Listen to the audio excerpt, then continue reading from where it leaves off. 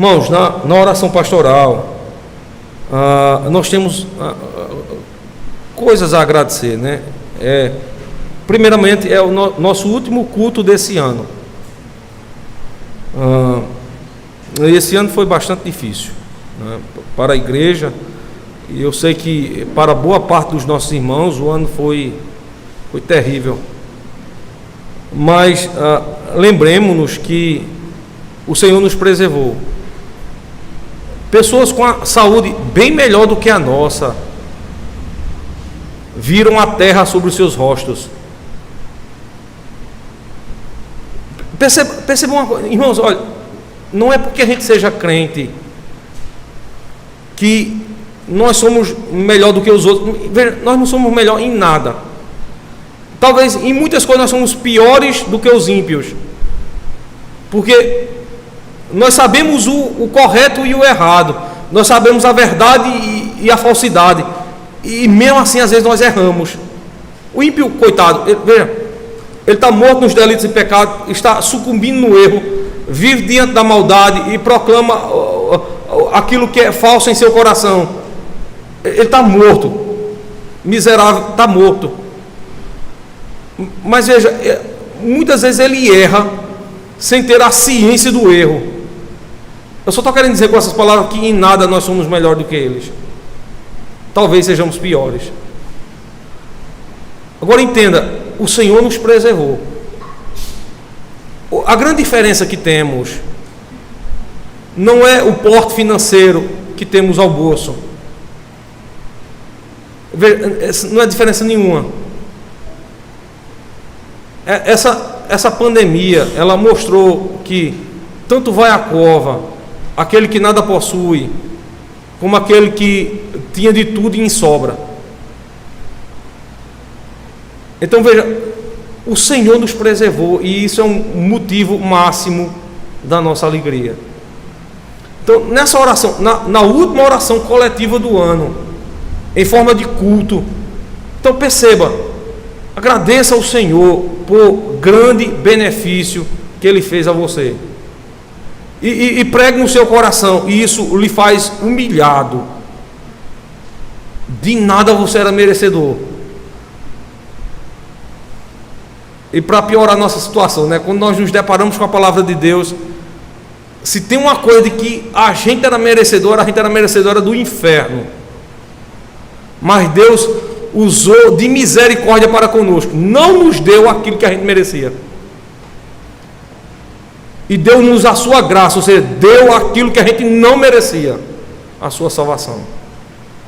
Então agradeça a Deus por isso, pela sua vida, mas por Deus ter lhe preservado, Lamentemos a Deus diante do Senhor aqueles nossos irmãos. Veja, eu com muita expectação pensei que veria aqueles nossos irmãos que viriam ao último culto do ano para agradecer ao Senhor, mas muitos nem estão aqui, irmãos. Problemas com o trabalho, problemas com a saúde, mas acima de tudo o pânico do medo da terrível doença. O pânico e o medo da terrível doença. Então, roguemos a Deus por estes, porque o Senhor nos deu força para chegar aqui. O Senhor nos deu força para estarmos aqui.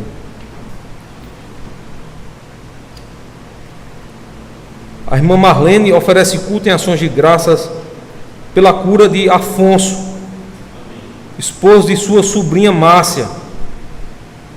O mesmo se curou da Covid. Então, agradecemos. Por sinal, Afonso está aqui, ergueu a mão para o alto, né?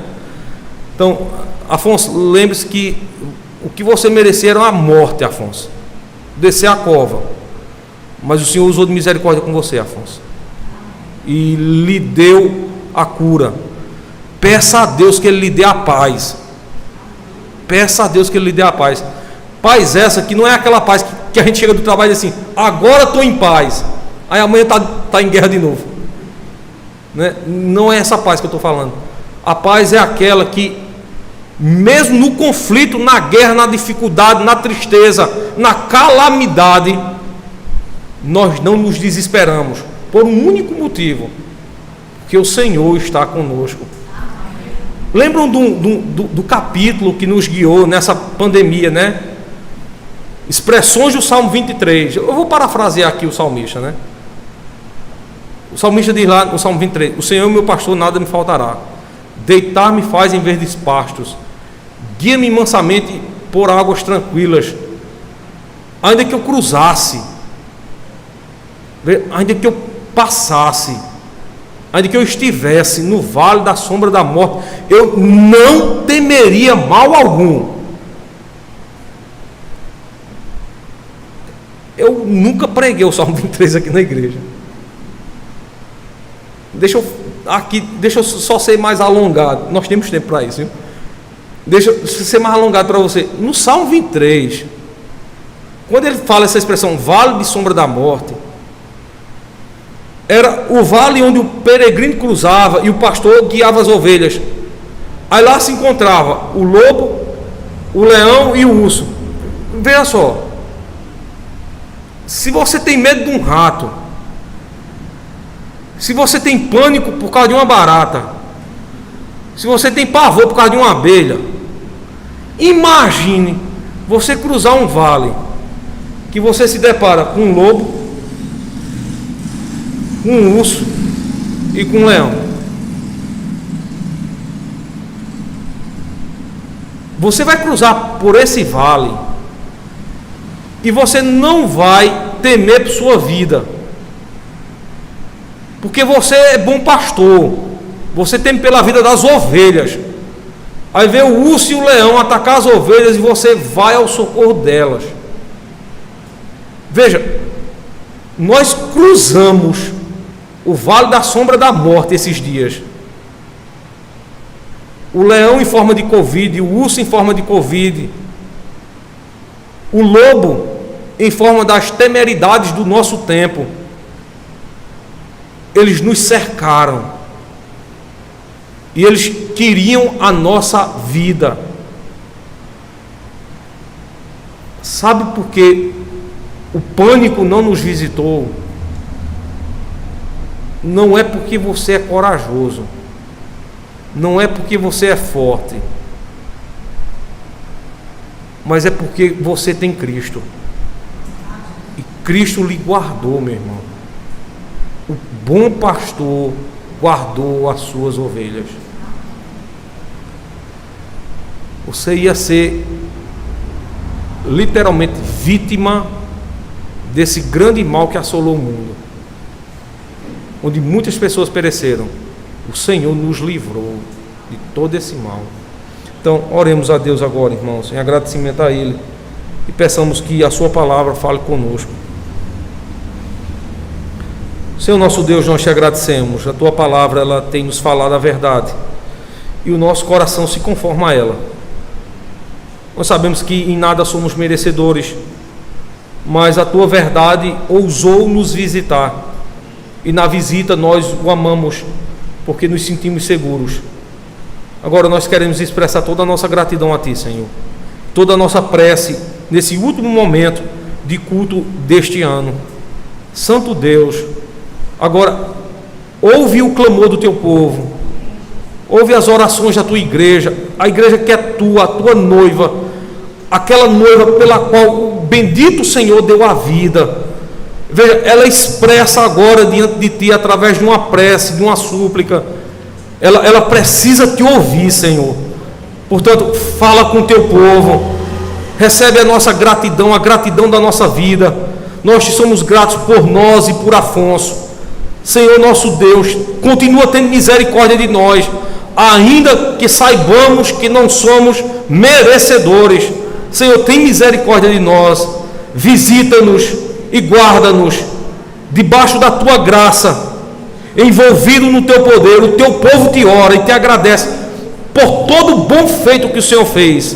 Oramos em Cristo Jesus, Senhor, aquele que vive e que reina para todo sempre. Amém. Irmãos, vamos sentar.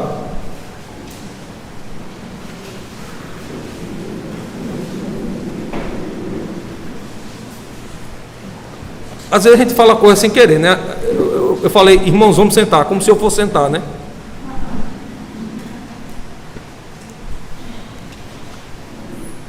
Irmãos, vejam só, nós estamos aqui no capítulo 11 do livro de Atos. Antes de ir aqui diretamente para o texto, nós já fizemos leitura dele. Deixa eu trazer alguns pontos aqui do texto que eu creio que sejam extremamente relevantes para nós. Primeiramente eu queria falar da divisão do texto, preste atenção, viu? A divisão do texto, aqui do capítulo 11. Entenda, do verso 1 ao verso 3, você tem aí uma introdução. Eu já falei para vocês que aqui dentro do livro de Atos, como é uma narrativa, uma introdução, ela serve para resumir um assunto. Por exemplo, quando você vai conversar com alguém, a pessoa chega para você e diz: rapaz, eu tenho um negócio para te falar, e você fica logo ansioso. Rapaz, fala logo. A pessoa diz: olha, eu vou te introduzir ao assunto. Aí ele vai contando os pormenores. De cara, a pessoa não lhe contou toda a história, mas só pela introdução que ela fez a você, você já entendeu o que é que está acontecendo. Veja, a introdução de uma narrativa, ela serve para que o leitor e o ouvinte, especialmente o ouvinte, ele tivesse ciência do que estava sendo abordado, e a sua mente pudesse, portanto, agora pensar tão somente naquilo. Então era muito comum na pregação do Evangelho, da Palavra de Deus, que aqueles que ouvissem a exposição da palavra, eles literalmente fossem transportados dessa vida para a presença do Senhor. É como se eles estivessem literalmente, não no mundo da lua, né? Mas não é esse o sentido que eu quero dizer. É que uma vez que Deus comunica a verdade para o seu povo de forma tão impactante, você se desconecta dessa vida e fica apenas atento à voz do Senhor, à voz de Deus. Essa é a ideia pela qual você tem uma introdução aqui dentro da palavra do Senhor. Então, a vontade de Deus é que você mobilize a sua alma a atentar tão somente à voz que o Senhor expressa na sua palavra. Então, na divisão textual, você tem aí do verso 1 ao verso 3, portanto, a introdução do texto. Internamente, o texto só tem duas divisões. Uma divisão curta, que vai do verso 4 ao verso de número 8. Essa divisão curta aqui é Pedro tentando explicar algo através, primeiramente, da palavra de Deus. E aqui tem um motivo, irmãos. Nenhum crente, aliás, ninguém, é convencido acerca de uma verdade se não for pela própria verdade. Pela própria verdade. Você faz muito isso no jogo da aritmética. Veja, quando o professor de matemática, aqui todo mundo passou, se não todos, mas boa parte, e você já deve ter ouvido falar de matemática, no mínimo.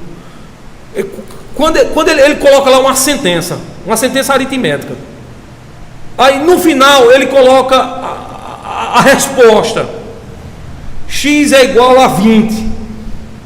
Você sabe que x é igual a 20, mas você quer saber por que x é igual a 20. Aí o que é que ele faz? Ele vai lhe ensinar como é que aquela sentença aritmética chegou, portanto, naquele resultado. Veja, a verdade, para ser entendida, ela tem que ser expressa pela própria verdade. E a própria verdade é autoexplicativa. E é isso que você vai ver entre o verso 4 e o verso 8. Pedro, ele vai expressar diante dos irmãos, aqui os apóstolos, a verdade de um fato, a conversão de um homem por nome Cornélio, e juntamente aqueles que estão na sua casa. E sabendo que aquele ato é um ato verídico, verdadeiro, porque Pedro estava presente no ato, ele vai fazer isso lastreado em um objeto. Ele vai fazer isso lastreado na palavra de Deus. Então, veja só, eu não estou indo aqui para o texto ainda, mas perceba, se a palavra de Deus não convencer o coração do homem, nada mais convence. Nada mais convence. Se a palavra de Deus não converter um pecador, nada mais converte. Nada mais converte. Afinal de contas, quando nós lidamos com a palavra de Deus, nós estamos lidando com a magnitude do poder do Senhor. desaprenda tudo que você aprendeu sobre poder. Se você pensa que poder é alguém tá pulando na igreja em tempo de derrubar o ventilador central, se você pensa que poder é alguém estar rodopiando semelhante a uma pombagira, desaprenda isso. Desaprenda. Isso não procede do Senhor. O poder de Deus procede de uma única fonte, da sua palavra. E é por meio da palavra que Pedro tentará convencer os irmãos. Então, a primeira parte interna do texto, com exceção da introdução, vai, portanto, do verso de número 4, e você observa aí do verso 4 ao verso de número 8.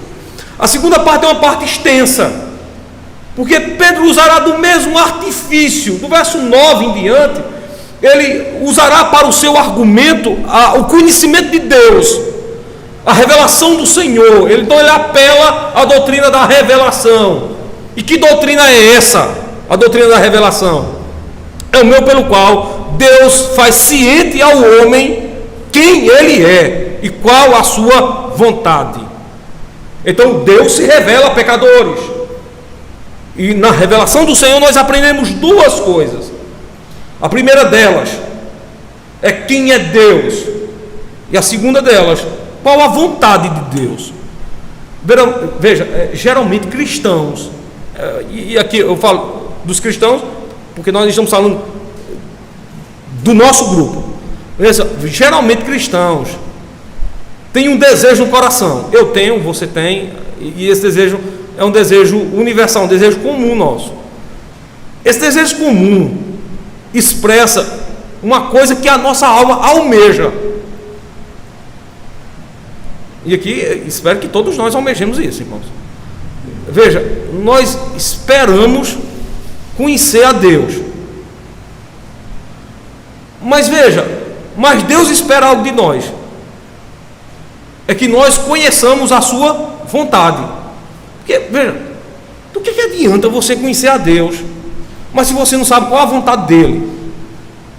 Ontem eu falei numa aula sobre isso, em João Pessoa, e disse para um pessoal que estava me ouvindo, a minha audiência, eu disse para eles: olha, perceba, se você convida alguém para a sua casa, e nesse convite, obviamente que você convida para ir na sua casa, o seu desejo é que aquela pessoa seja bem recepcionada, você tem que saber qual é a vontade daqueles que você convida, para que você possa receber bem.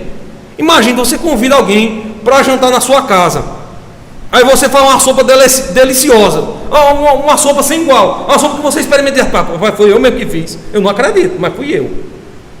Aí quando você coloca na mesa, a pessoa olha para você e diz assim: poxa vida, passa gostando, tá? É só que eu não gosto de sopa. Pronto, morreu a alegria da casa. Você fez algo que o seu convidado não gosta. A vontade que você tem é de sorrir, para não chorar. É desesperador. É por isso que as pessoas que me conhecem, quando me convidam pela primeira vez para ir na casa, a primeira coisa que eu falo, eu digo: não faça sopa não. A pessoa diz: por quê? Eu sou rapaz, porque eu não gosto. Você está querendo me dar uma janta? Faça uma coisa bem simples: arroz branco. Não faça o tal do arroz refogado, porque se o arroz fosse para ser amarelo, Deus tinha feito ele amarelo, Deus fez ele branco, então deixa ele branco, é do jeito que eu gosto. Cuscuz, pronto, faça o cuscuz seco, é o que eu gosto. Feijão limpo, não invente de botar nada no feijão não, porque você gosta, mas eu não.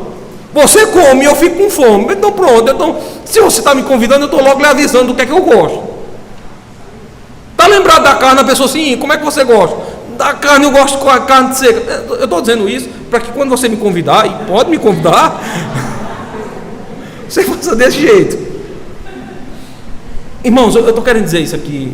Veja, para que, se você vai servir a Deus, você tem que saber o que é que Ele deseja de você. Então, o que é que adianta você conhecer a Deus, mas se você não sabe qual é a vontade dEle? Você está perdido. Você vai tentar agradá-lo de forma errada. Você se torna, irmão, semelhante a Caim, e nada diferente de Nadab e Abiú.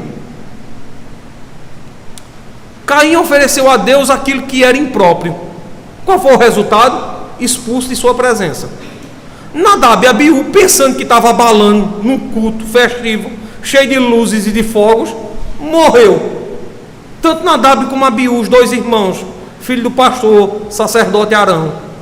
Então, olha, se tem uma coisa que você deve saber na sua vida, é o que Deus espera de nós, qual a vontade dele.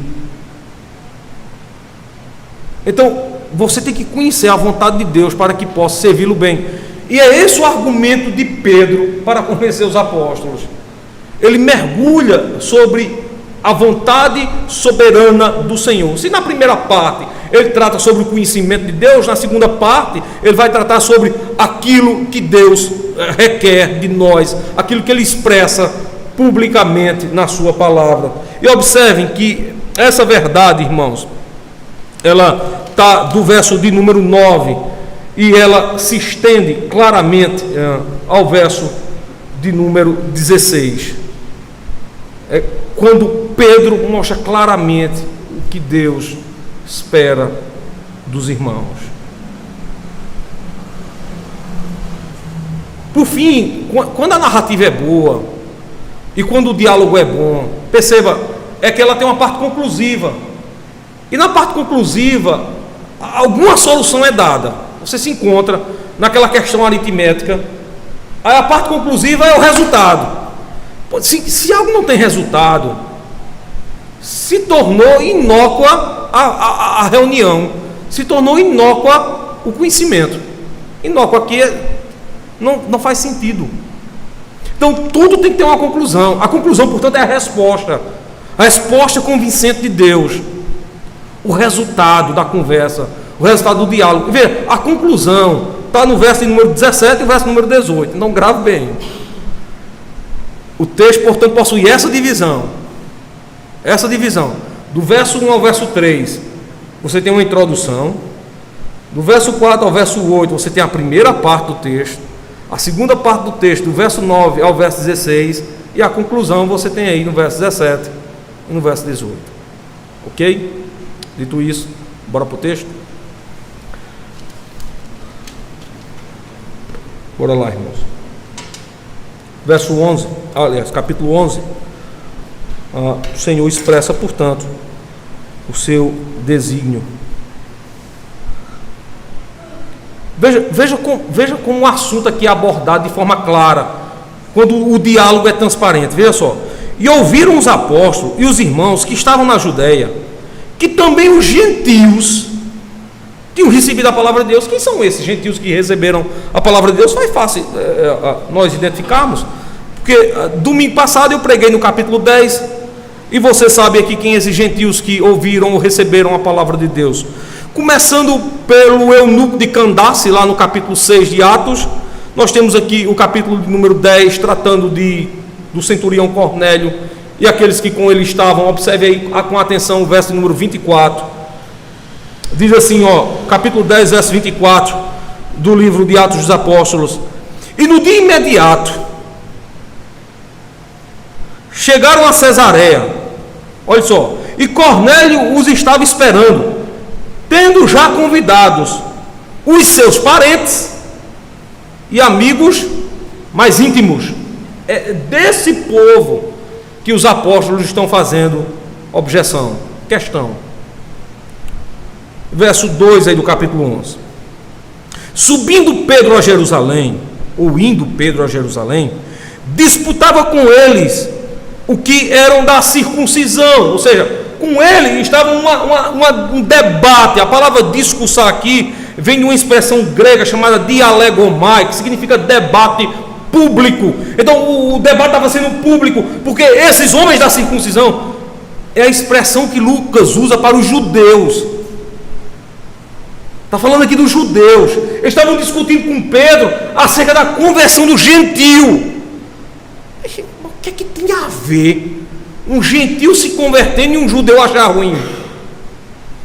Então deixa eu ir aqui para o pano de fundo histórico desse texto. No período bíblico, você tem apenas dois povos. Você tem os filhos da descendência de Abraão, que são chamados a partir do capítulo 12 do livro de Gênesis.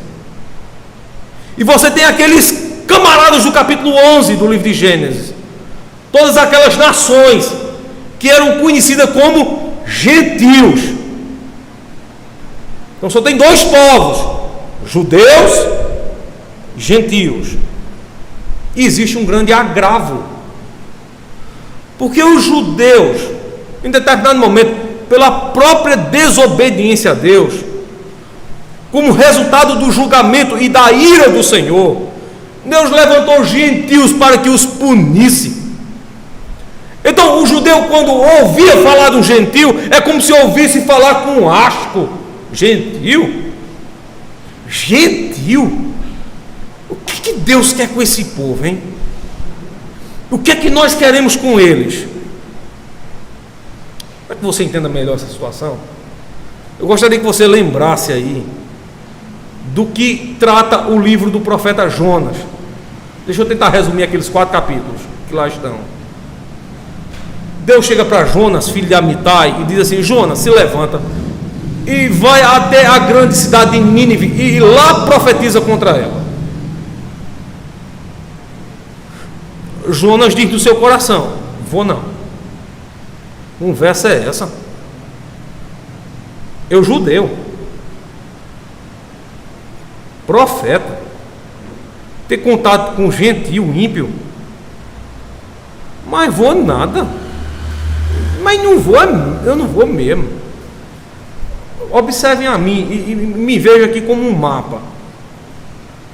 Se nessa mão direita aqui, que é a sua esquerda, você tem a grande cidade de Nínive, para onde Jonas devia ir, no outro lado do globo, você tem a grande cidade de Tarsis, para onde Jonas foi. O resto da história você conhece, né? Inventou de ir para a cidade de Tarsis. O Senhor lhe apanhou pelo caminho, lhe colocou no ventre de um grande peixe e fez com que o profeta desobediente saísse daqui e fosse para cá para anunciar a palavra do Senhor. Mas lembram da objeção de Jonas? Ele diz assim: eu não vou de maneira nenhuma para Nínive, porque eu sei de uma coisa: se eu pregar aqui em Nínive, o povo se arrepende e se converte. Aí você diz: poxa vida, Jonas, sabendo disso, não desceu para a cidade de Nínive. É porque ele não queria mesmo ir para a cidade de Nínive, porque ele não queria a conversão de quem? Dos gentios. Mas deixa eu falar para você, aqui tentando entender o que é que estava lá no coração de Jonas, porque é que ele não quis ir. Certamente você já ouviu falar na palavra empalamento. Talvez você não esteja associando a palavra ao fato, mas o empalamento era a forma trágica que alguém morria. E deixa eu dizer como é que alguém morria. Uma vara dura e pontiaguda era introduzida no ânus do homem, de tal maneira que ela entrava pelo ânus e saía pela boca, e aquele homem era colocado em pleno sol do meio-dia para morrer e padecer na mais angustiante tortura. Muitos judeus haviam sido empalados vivos justamente pelos ninivitas. Jonas, sabendo disso, deseja no seu coração que eles sejam mortos e julgados por Deus, mas eu ir pregar o evangelho para essas desgraças, vou não, mas não vou mesmo. Deus tomou Jonas, ele acabou indo, pregou a palavra de Deus lá, o povo se converteu. É só para que você entenda aqui o relacionamento entre o judeu e o gentio. Judeus e gentios, portanto, vivem em conflito, porque um diz assim: eu tenho a Deus desde a minha origem. E quem são os gentios? aqueles que não conhecem ao Senhor e que não amam a Deus e que por cima ainda perseguem o povo de Deus. É por isso que você encontra aqui o espanto na introdução. Veja só a parte final do verso 1 do capítulo 11.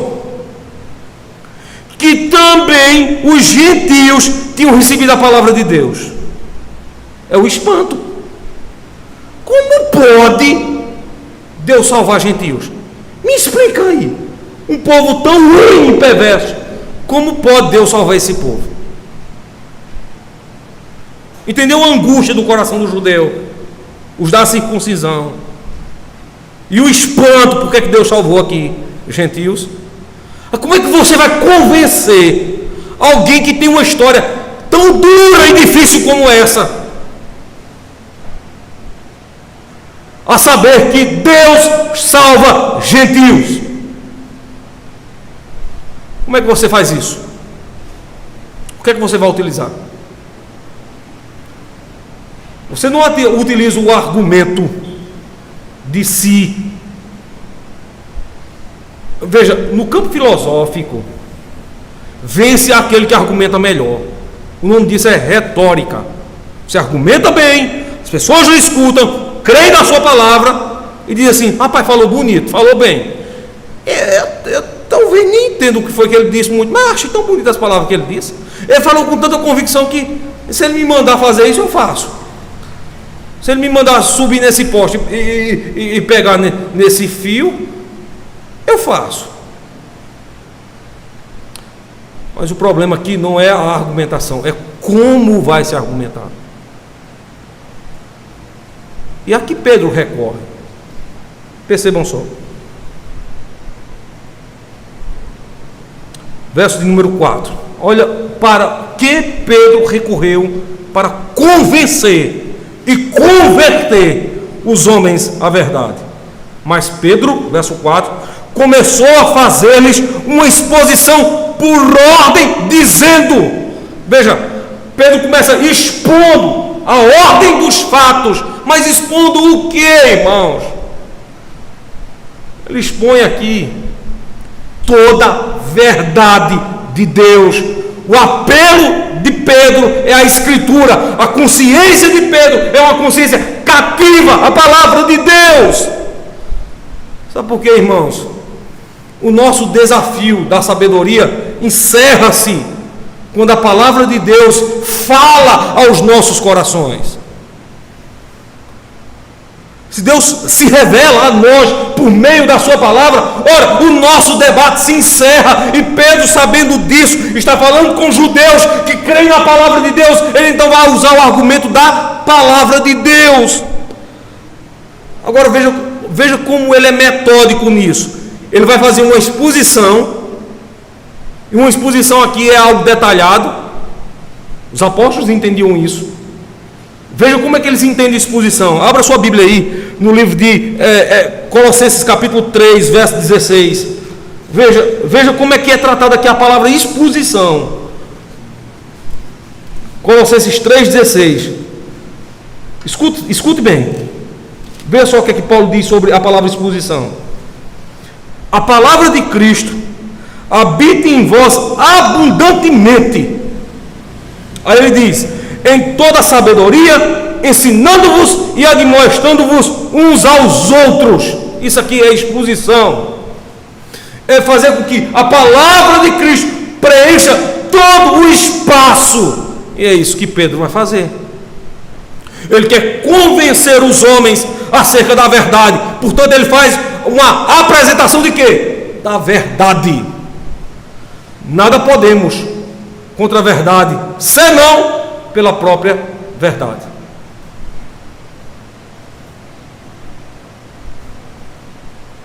Cristo disse: se Deus é por nós, veja, quem é contra nós?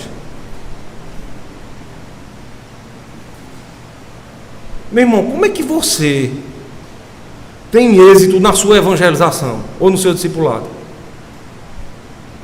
Então deixa eu lhe lembrar de uma coisa: nunca dê testemunho de si mesmo. Nunca faça isso. Porque todos nós aqui, nós temos experiências incomuns. mas experiências próprias de grandes feitos que nós entendemos que Deus fez conosco. Então, se nós fôssemos dar testemunho de nós mesmos, nós teríamos aqui uma competição, alguém que falaria de um testemunho cada vez maior, né?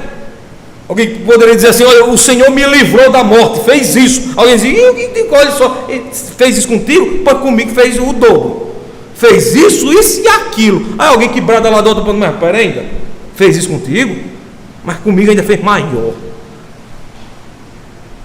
Nós não estamos chamando ninguém aqui para dar testemunho próprio. O testemunho que nós temos que dar aos homens é a palavra do Senhor. Lembre-se que pecadores estão detidos em trevas. Lembra do que nós lemos como mandamento lá no Salmo 118, verso 27, quando nós recebemos o apelo do Senhor para que nós pudéssemos contribuir? Lá no verso 27 tem algo ímpar para um cristão. Apela à mentalidade do cristão, de que a palavra de Deus é luz, de que a palavra de Deus é luz. Então, exposição é justamente isso, irmãos: expor aos homens a verdade de Deus por meio da própria verdade. É ali onde nosso debate se encerra. É ali onde alguém diz assim: mas eu penso assim. Não, independente de como você pensa. Veja, nós temos aqui nos importar o que Deus diz por meio da sua palavra. Então Pedro vai fazer isso. E observe bem no verso 4. Ele expõe, mas expõe com o quê? Com ordem. Expõe sistematicamente. Ele mostra passo a passo de como Deus salvou os gentios. Ele vai comprovar isso através da revelação. Ele vai mostrando: olha, Deus fez dessa maneira, iniciou assim e findou, terminou dessa maneira. Ele expõe de forma sistemática, de forma racional. Você já prestou atenção? Eu não sei vocês, mas e eu luto com isso. Uma vez que eu sou pregador da palavra de Deus, eu posso cair nesse erro, sabe, irmãos? Mas você parar para ouvir um pregador que ele começa falando de uma coisa e termina falando de outra. Você diz: ele entrou aqui, mas saiu ali. Ele começou falando no livro dos Salmos, terminou no livro de Romanos. Ele começou falando de um assunto, ele começou falando de salvação, terminou falando de condenação. Ele começou falando da pessoa de Cristo, terminou na pessoa de Moisés. Eu não sei para onde é que ele queria ir. Eu não sei o que ele queria dizer com isso. Veja, a exposição da palavra, ela tem que ser sistemática, racional e com ordem, para que alguém que lhe escute entenda o que você está querendo dizer. Você saiu do ponto A e vai para o ponto B. Você não vai direto para o ponto C. Você sai de um ponto para o outro. Isso é ordem. Isso chama-se percurso sistemático ou percurso organizado, para que as pessoas que lhe escutem saibam aonde você está querendo chegar e entendam a mensagem que você está querendo dizer. Afinal de contas, você está lidando com a mais eficiente e poderosa mensagem que você pode ouvir falar, que é a palavra de Deus. Que é a palavra de Deus. Então o verso 4 está nos dizendo, irmãos, que a exposição de Pedro, ele seguiu justamente esse percurso ordenado, um percurso sistemático. E veja o que ele diz. Voltem para João, aliás, Atos, capítulo de número 11, verso de número 4 e o verso número 5.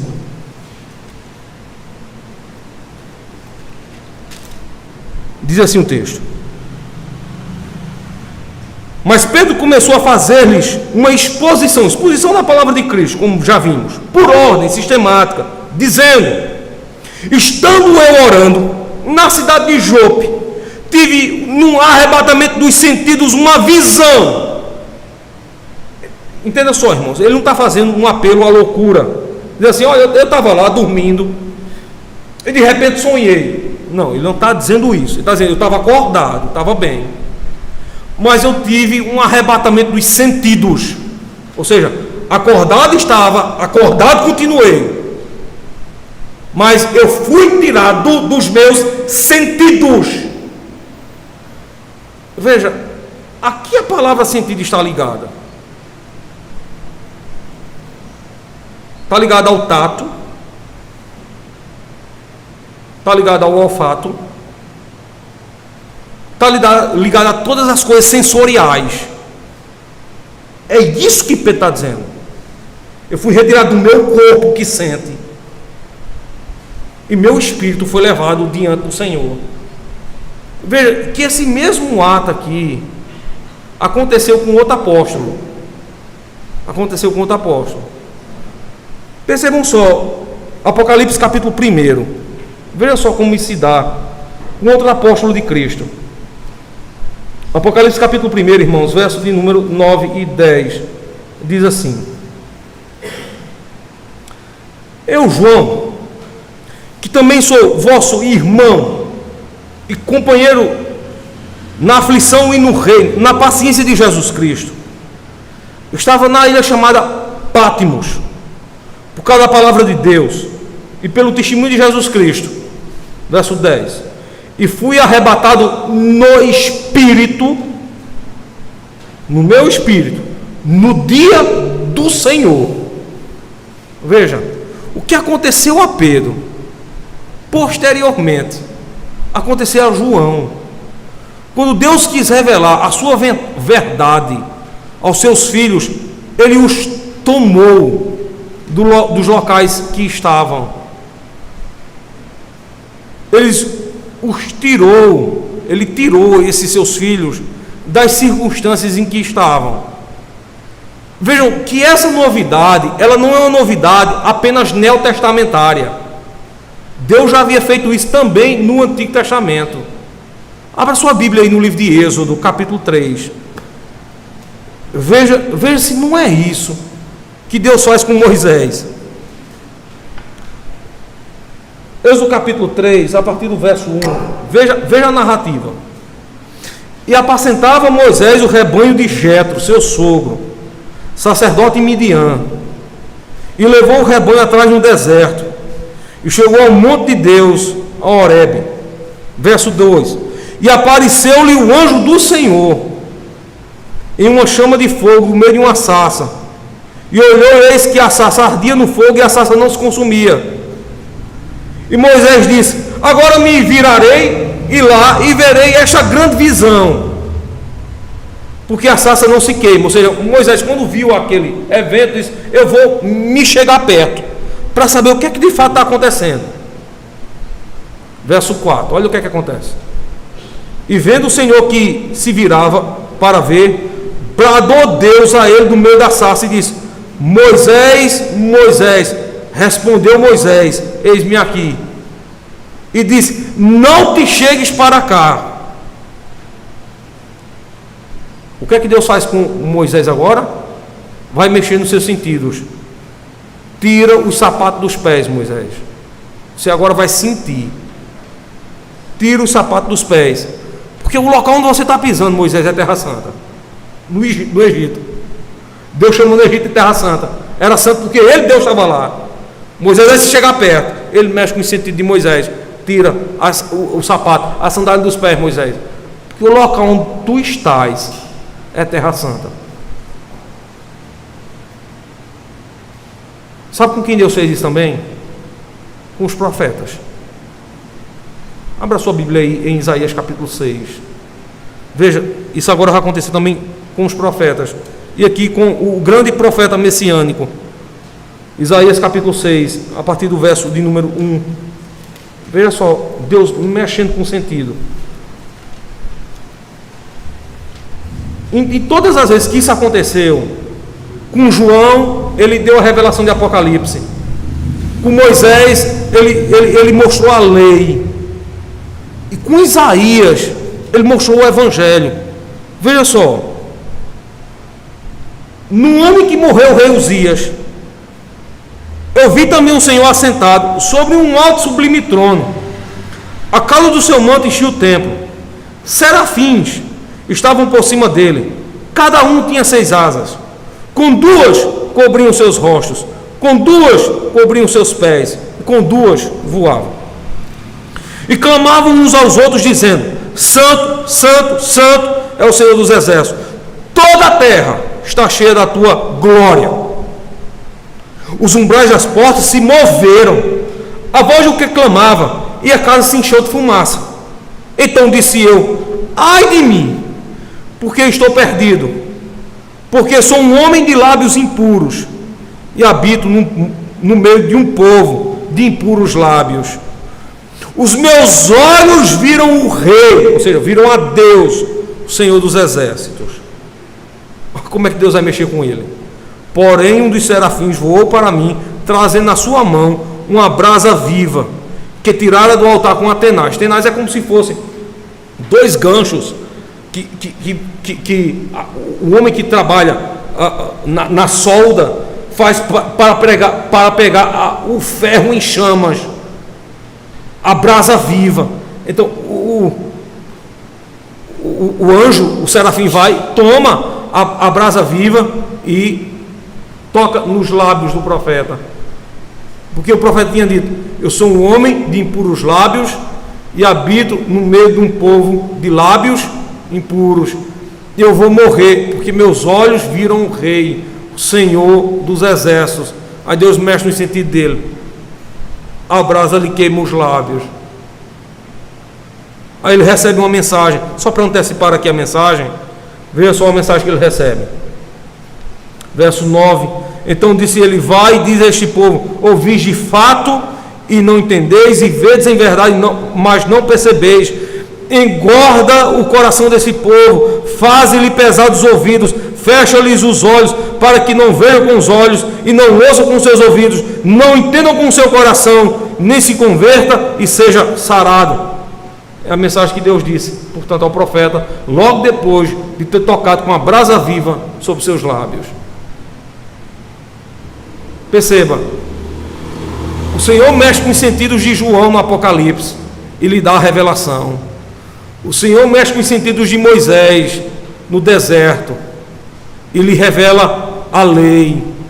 O Senhor mexe nos sentidos do profeta e lhe mostra o Evangelho.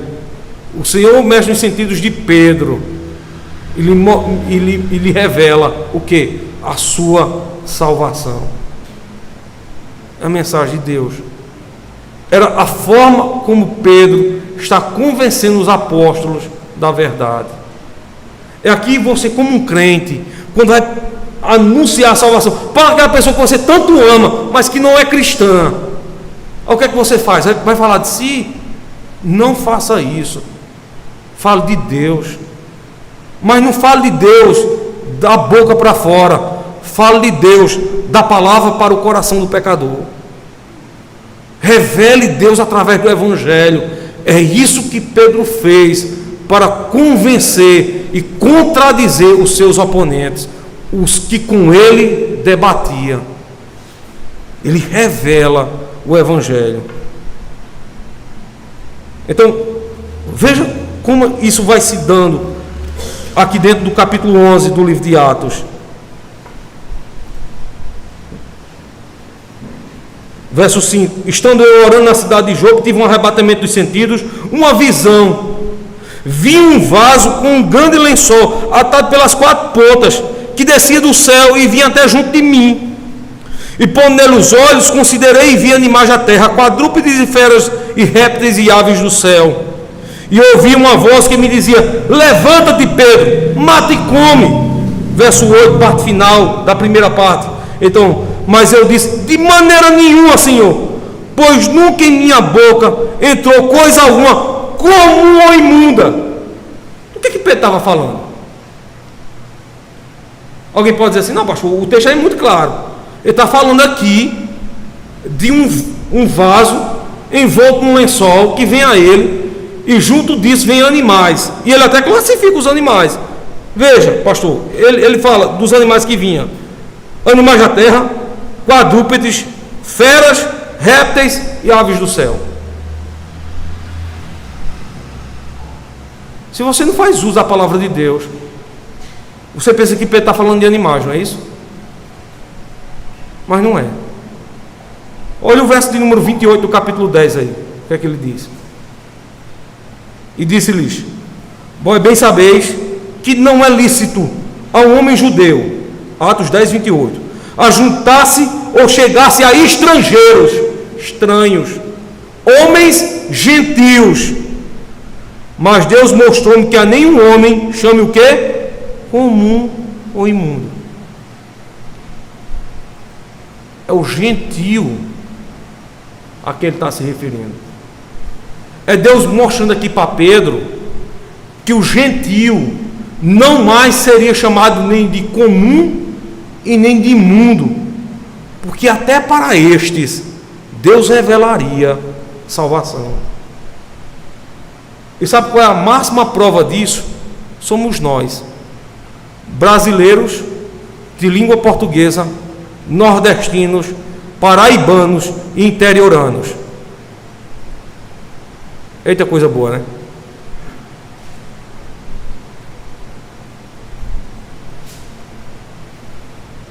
É de nós que Pedro estava falando. Homens que nasceram sem conhecer a Deus, mas que pela soberana misericórdia do Senhor, o Senhor nos achou, nos salvou, e a prova disso é que nós estamos agora aqui. Observe o mundo lá fora, a grande congregação do mundo, pastoreados pelo diabo, onde os homens se encontram. Vejam o que eles fazem e vejam onde nós estamos agora. É porque nós éramos os melhores? De maneira nenhuma. É porque nós éramos merecedores? De maneira nenhuma. Mas porque Deus usou de misericórdia para conosco. E assim como salvou o centurião Cornélio, salvou a nós também. Aí você diz assim: poxa vida, e como é que os crentes sabem que são salvos? Eu não sei você, mas até uma época dessa acusavam os cristãos de orgulho. Muitos cristãos diziam que eram salvos, ou que tinham certeza da salvação, enquanto que o ímpio retrucava do outro lado e dizia assim: oxe, que história é essa? Quer dizer que tu é salvo e eu não sou? Aí o crente dizia: quer dizer que Deus salvou tu e não salvou a mim. O que é que tu tem de mais bonito do que eu para Deus te salvar e não salvar a mim? Que orgulho é esse? Quer saber como é que Deus salva pecadores? Pedro vai explicar isso justamente na segunda parte do dever que Deus requer do homem. Observe só a narrativa agora a partir do verso 9. Veja, se do verso 4 ao verso 8 Pedro argumenta em cima da palavra de Deus, do verso 9 em diante ele vai argumentar em cima do testemunho de Deus. Olha só o que está no verso 9. Mas a voz respondeu-me do céu segunda vez. Agora ele apela a Deus, a voz que com ele fala: não chames tu comum ao que Deus purificou. Ou seja, Pedro, não chame o gentil de comum ou de ímpio, porque Deus o purificou. A palavra purificou aqui vem da expressão grega kadosh, que significa lavar com isopo, a fim de se tornar tão branco como a neve.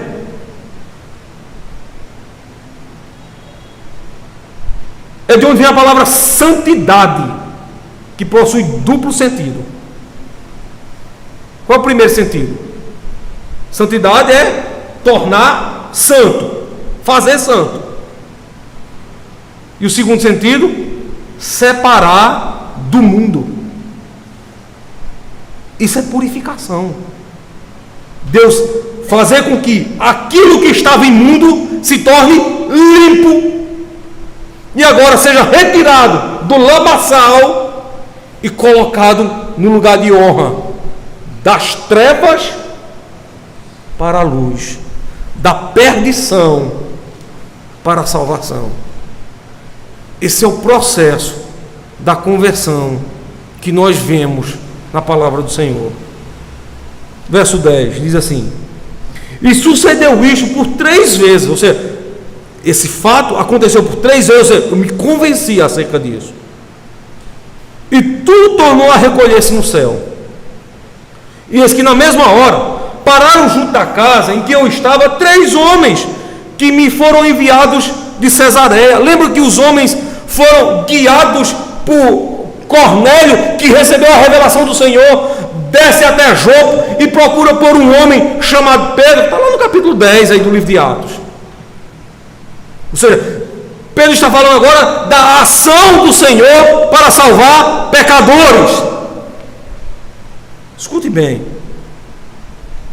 É decisão de Deus em salvar pecadores. Equivocadamente, a gente erra na linguagem. Tem que dizer assim: pastor, aconteceu uma coisa maravilhosa na minha vida. Aí você, com muita gratidão e paciência, vai escutar o crente falar com você. Mas eu digo, irmão, eu não achei Jesus. É claro que uma mensagem dessa você se alegra, né? Mas por dentro você diz: poxa vida, ô irmão, o perdido era tu, não era ele. Então foi Jesus que te achou. Que quem estava perdido era tu. Quando eu digo aqui, o perdido era você, foi Cristo que lhe achou. Porque a salvação, ela não vem de nós, mas ela vem de onde? Ela vem de Deus. Não é você que vai dizer assim. Eu já vi muita gente dizendo isso: pastor, deixa passar mais um tempo, eu vou para a igreja. Nunca vem. Nunca vem. Quando eu tiver mais velho, eu vou servir a Cristo. Aí o infeliz morre antes. Não dá certo. Ou senão ele fica velho e se esquece. Como um certo senhor na minha cidade, morava vizinho da minha casa, e ele ainda é vivo ainda, já está com quase 90 anos, acho que 90 anos. E quando eu me converti, eu fui pregar o evangelho para ele. E ele já era velho, né? Devia ter uns 70 anos. Tem 21 anos que eu sou cristão. Aí eu preguei a palavra de Deus para ele. Ele disse assim: quando eu ficar mais velho, eu disse: mais do que isso, eu vou servir a Cristo. Ele está beirando a casa aí dos 90 anos, se não já tiver 90 anos. E nem pode mais se levantar, e nem pode mais decidir, é em cima de uma cama. É apenas uma lição de que não somos nós que decidimos sobre nossas vidas, mas é Deus que decide. É Deus que vai de encontro ao terrível pecador e o converte. Deus humilha a nossa soberba, Deus humilha a nossa vontade, para mostrar que os seus planos superabundam sobre os nossos planos, e que nossa vontade é completamente inferiorizada à vontade soberana dele. Veja como é que Deus salvou a Cornélio. E eis, verso 11, que na mesma hora pararam junto da casa em que eu estava 3 homens que me foram enviados a Cesareia. E disse-me o Espírito que fosse com eles, nada duvidando. E também estes 6 irmãos foram comigo, ou seja, além dos 3 homens que me foram enviados, mais 6 crentes me acompanharam, e entramos na casa daqueles homens. Observe aí o verso de número 24 do capítulo 10, para você ver a quantidade de pessoas que estavam esperando ouvir a palavra da pregação do Evangelho. Atos dos Apóstolos 10, 24. E no dia imediato chegaram a Cesareia, e Cornélio os estava esperando, tendo já convidado os seus parentes e amigos mais íntimos. Olha o que é que acontece agora. Verso 13. E contou-nos como vira em pé um anjo em sua casa. E lhe dissera: envia homens a Jope e manda chamar Simão, que tem por sobrenome Pedro, o qual te dirá palavras com que te salves, tu e toda a tua casa. De onde vem a salvação? Das palavras da pregação de Pedro, que anuncia quem? A Cristo, o Redentor. É o testemunho da salvação. Verso 15. E quando comecei a falar, caiu sobre eles o Espírito Santo. Essa expressão aqui, caiu sobre eles o Espírito Santo, acontece outra vez aqui dentro do livro de Atos. Observe aí, Atos capítulo 2, verso 38. Significa dizer que eles não somente receberiam o batismo nas águas, mas também receberiam a salvação para a vida eterna. Perceba, é Deus que está salvando os pecadores. Não são os pecadores que estão indo correndo atrás de Deus. É Deus que os visita com poder e glória e os converte do erro para a glória, do pó para a vida, da morte para a redenção. Verso de número 16. E lembrei-me do dito do Senhor, citando a palavra de Deus, quando disse: João certamente batizou com água, mas vós sereis batizados com o Espírito Santo. Está citando aqui Mateus capítulo 4, o batismo de Cristo. Enquanto que João falava de arrependimento no Jordão, Cristo levava pecadores à salvação, fazendo com que eles possuíssem agora o Espírito Santo. Aí lembra da pergunta que eu fiz? Que o ímpio diz: os crentes são muito presunçosos, orgulhosos, diz quem tem salvação. Veja, o que é que esse crente Cornélio acabou de receber? O Espírito Santo. Veja o que é que o Espírito Santo confia e conversa junto ao coração de um crente. Abra sua Bíblia em Romanos capítulo 8, para você ver a voz do Espírito Santo falando a nós. E olha o que é que ele nos diz. Verso 16. Romanos 8,16. O próprio Espírito testifica com o nosso Espírito, o que, irmãos? Que nós somos filhos de Deus. E o que é que acontece com aqueles que são filhos de Deus? Verso 17.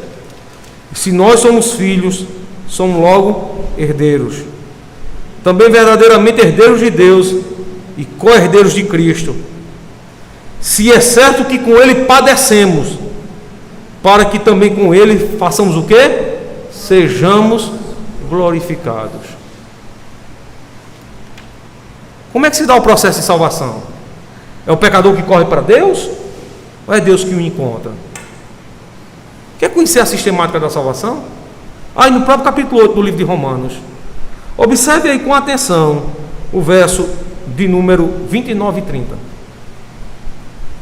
Porque o que Dantes conheceu, ou seja, o que Deus sabia antecipadamente, também os predestinou para serem conformes à imagem de seu Filho, a fim de que ele seja o primogênito, primeiro entre muitos irmãos, primeiro entre muitos irmãos. E aos que predestinou, a estes também chamou, e aos que chamou, a estes também justificou, e aos que justificou também fez o quê? Glorificou. O mesmo verbo que aparece aqui no final do verso 17 do capítulo 8 de Romanos. O Senhor nos salva. Veja, os judeus escutaram isso, o testemunho da palavra e o testemunho de Deus, que não são opostos, viu, irmãos? E nem são concorrentes. Eles caminham juntos. Pedro mostrou pela Escritura e pelo testemunho divino que Deus salvou Cornélio e toda a sua casa. O judeu, quando escuta isso, a pregação do Evangelho, o que é que ele vai sentir no coração? O que é que um crente sente no coração quando escuta a palavra de Deus? Deixa eu lhe falar algo. Quando você escuta a palavra de Deus sendo pregada ao seu coração, nem sempre você escuta aquilo que você quer ouvir. Quer uma prova disso? Abra sua Bíblia em 2 Timóteo, capítulo 3, verso 16. Veja, 2 Timóteo, capítulo 3, verso de número 16. Toda a Escritura, ou seja, toda a palavra de Deus, é divinamente inspirada e proveitosa para quê? Ensinar.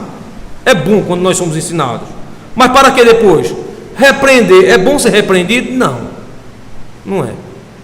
Mas ela serve para repreender. Lembre-se que quando João tomou a palavra de Deus e comeu, desceu foi algo amargo para o seu estômago. Serve para repreender. E serve para que mais? Para corrigir. E para fazer o que mais? Instruir injustiça. Vem, enquanto eu estou em casa com o Josi brincando com ela, e vocês podem confirmar isso depois com ela, ela não gosta não, mas eu me esqueço e acabo fazendo. Mas ela não gosta.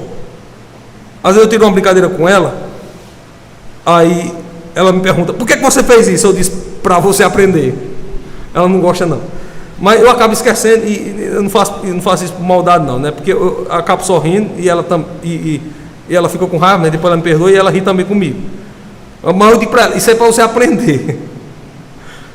Veja só, irmãos, a palavra de Deus nos repreende, nos corrige e nos instrui em justiça. Qual é a finalidade disso? Verso 17. Para que o homem de Deus seja perfeito e perfeitamente instruído para toda boa obra. Veja, os judeus escutaram agora que Deus salvou os gentios. E o que é que eles vão fazer? Vão ficar chateados com isso? Que Deus salvou justamente aqueles homens que perseguiam a eles. Que Deus salvou Paulo, que perseguia a igreja. Eles vão ficar enfurecidos com isso.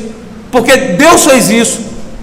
Bora descobrir qual foi o sentimento que habitou no coração do crente quando viu a recomendação da parte do Senhor, primeiramente pelo testemunho da palavra e depois pelo testemunho do próprio Deus. Veja, parte conclusiva do capítulo 11, verso de número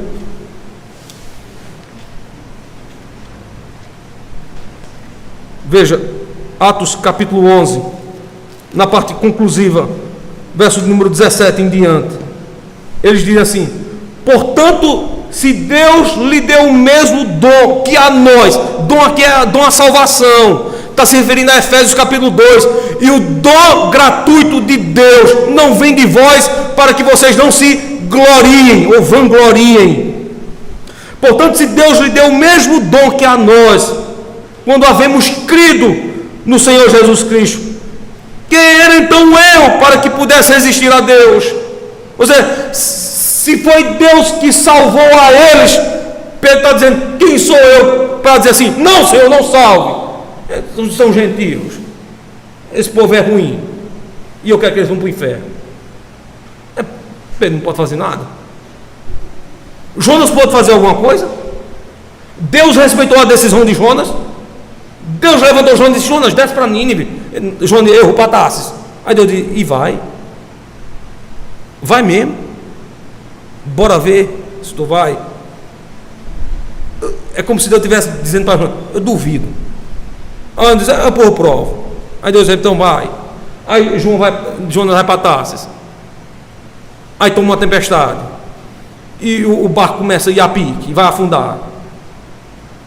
Aí os marinheiros do barco dizem assim, tem uma desgraça entre nós e vamos jogar sorte para ver quem é. O barco cheio de gente, pense num azar, o barco cheio de gente, e a sorte cai para cima de quem? De Jonas.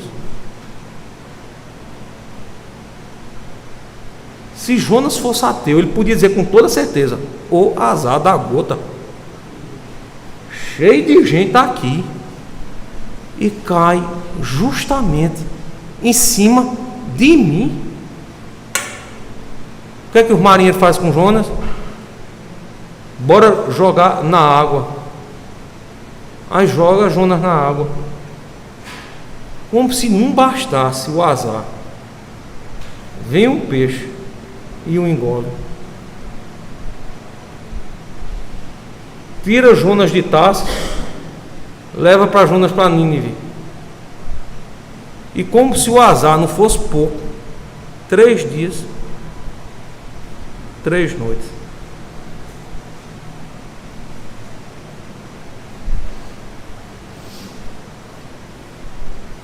Sorte ruim ainda é pouco, né? O cabo é cuspido, vomitado numa praia, para ir justamente para o local que ele não queria ir. É como se Deus dissesse assim: tá vendo, Jonas, como era melhor tu obedecer do que tu duvidar. Aí Jonas vai e faz toda a vontade de Deus, cansado, pobre coitado, né? Senta debaixo de uma árvore. Deus ainda fere a árvore. Meu irmão, é azar demais, velho. Árvore murcha, que lhe tira a sombra. E o desespero agora é tão grande que Jonas diz assim: Senhor, faça o seguinte, me tira a vida também, do jeito que vai. Eu ia para Tarso, tu me tira do navio, me bota no vento do peixe, depois me encosta na praia, depois faz que eu prego o evangelho diante de toda a cidade. O povo ruim, mal, que eu estou nem aí, se converte, fique debaixo da única coisa que tem. O Senhor ainda me tira. Tire-me também a vida. É o respeito que Deus tem pela vontade de Jonas, hein? É o respeito que ele tem pela vontade de Jonas. Pedro diz nas mesmas expressões: o que posso fazer eu, se foi Deus que salvou? Deu o mesmo Espírito que deu a mim, deu a ele também. Eu vou fazer o que, meu irmão? Verso 18: e ouvindo estas coisas, o que é que os crentes sentiram no coração? Apaziguaram-se e glorificaram a Deus, nem não murmuraram. Crentes, quando escutam a palavra de Deus, o que é que eles sentem, irmãos? Paz, e glorificam a Deus, se alegram no seu Senhor, dizendo: na verdade, até aos gentios Deus deu o arrependimento para a vida. Até para eles o Senhor mostrou e revelou-lhes a salvação. Isso é o resultado, irmãos, do testemunho de Deus para a salvação de pecadores. Por fim, irmãos, 4 lições que nós tomamos aqui da pregação. Quero que você, portanto, não esqueça. A primeira delas, irmãos, é que o meio pelo qual nós convencemos os homens do erro se dá por meio da pregação, exposição da palavra de Deus. Primeira lição. E a exposição da palavra de Deus deve ser feita sempre em ordem, de maneira sistemática, razoável, para aqueles que lhe escutam entendam o que você está querendo dizer. Nem sempre as pessoas que lhe escutam irão se converter, mas entenderão o que você está querendo dizer e saberão do grande dano que lhes corre caso não haja arrependimento no coração. Terceira lição que nós aprendemos aqui na palavra de Deus é que toda salvação procede de Deus. É Deus que salva pecadores. O seu dever é pregar o evangelho, mas salvação pertence a Deus. É por isso que nós nunca deveríamos ficar abatidos por termos pregado o evangelho e ninguém se convertido. Ora, quando fazemos isso, nós cumprimos verdadeiramente o propósito. Quando pregamos a palavra de Deus, ela serve para duplo destino. Ela tanto serve para convencer o homem da verdade, como serve para consumar a sua morte no cativeiro das trevas. Duplo propósito da palavra de Deus. Portanto, aprenda essa verdade: toda a salvação pertence ao Senhor. Ouça bem o que é que diz Jonas lá no capítulo 2, verso de número 9: a salvação vem do Senhor, então somente dele. E qual deve ser o nosso sentimento? De frustração, de abalo ou de desânimo? Nenhum nem outro, tal qual. Vejam, irmãos, o sentimento que deve perambular o nosso coração sempre é de gratidão e de regozijo diante do nosso Senhor, porque é o Senhor que opera as grandes maravilhas e nós somos os meros espectadores que vemos a glória de Deus e nos alegramos por tamanha e gloriosa salvação. É esse o resultado do Evangelho. Então espero que essas lições vocês tenham aprendido aqui nessa noite. Que Deus abençoe a todos vocês. Vamos ficar de pé, irmãos. Vamos fazer a oração de gratidão. Vamos cantar e receber a bênção divina junto do tríplice amém. E os que receberam um boletim novo, o boletim da noite, nós vamos cantar o cântico de número 243 em doxologia do nosso inário, aquele cântico que tem por título Noite Feliz, né? Noite feliz, noite de paz. É esse cântico aí que a gente vai cantar aqui junto da palavra do Senhor. Vamos orar, irmãos. Deus Santo, Pai amado, nós te somos gratos por toda a salvação que o Senhor providenciou em nossas vidas. O Senhor nos salvou e o Senhor nos deu o dom da Tua Palavra. E agora, por meio da Tua Palavra, no nosso coração há paz e regozijo, porque é isso que o Senhor produz no coração dos Teus filhos eleitos. E nós somos submissos à Tua Palavra que o Senhor tem nos pregado. Santo Senhor, continua nos abençoando, apazigua as dores que há no nosso coração e faz com que nós estejamos tão somente submissos à Tua verdade, porque nós somos convertidos à Tua verdade e à Tua verdade somente. Que ela possa superabundar o nosso ser e os nossos lábios possam proclamar essa verdade ao homem perdido, ao pecador sem Deus e sem salvação. E de acordo com a Tua vontade, que o Senhor os salve, que o Senhor os tire das trevas para a Tua maravilhosa luz. Seja aqui nessa rua ou do outro lado do mundo, que o Senhor opere salvação pela pregação do Teu Evangelho. Gratos, ó Deus, por tamanho testemunho que o Senhor tem feito entre nós. Nós te pedimos nesse último culto, leve-nos em paz aos nossos lares, nos dê da Tua paz e uma semana próspera, rica e abençoada. Que o Senhor guarde a todos os Teus servos com alegria e singeleza de coração. Que o Senhor os abençoe em toda a verdade. Assim nós oramos e oramos agradecidos por intermédio de Jesus Cristo, Senhor, nosso Deus, que vive, que reina para todo sempre. Amém.